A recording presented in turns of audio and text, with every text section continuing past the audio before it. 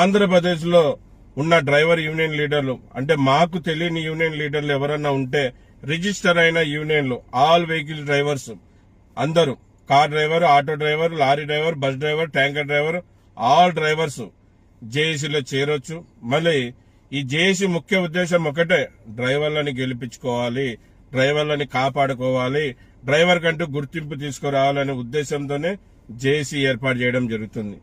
దీనికి నేను అలాగే వాసు ఏలేటన్న గారు ఇంకా పెద్దలు చాలా మంది జేఏసీగా ఏర్పాటు చేయాలని చాలా మంది డిస్కషన్ చేసి అన్ని యూనియన్లని ఒక్కటి చేసి డ్రైవర్ని గెలిపించుకుందామని భావించే జేఏసీగా ఏర్పాటు చేశాం.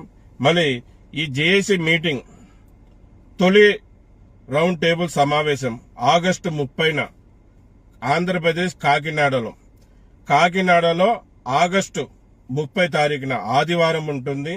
ఆదివారం అయితే అందరికీ సెలవు ఉంటుంది, టైం ఉంటుంది, సమయం ఉంటుంది కనుక ఆగస్టు ఆదివారం రోజు కాకినాడలో మీటింగ్ పెట్టడం జరిగింది. రౌండ్ టేబుల్ సమావేశం, మొదటి రౌండ్ టేబుల్ సమావేశం. ఆ మీటింగ్ కి ఆ రౌండ్ టేబుల్ సమావేశానికి దాదాపుగా 150 యూనియన్లు వస్తా ఉన్నాయి. మళ్ళీ మీరందరూ కూడా ఆంధ్రప్రదేశ్ లో ఉన్న డ్రైవర్ యూనియన్ లీడర్లు కూడా అందరూ ఆ మీటింగ్ కి రావాలని, ఆ మీటింగ్ ద్వారా మనం అందరం ఒక్కటై ఖచ్చితంగా మంచి మంచి నిర్ణయాలు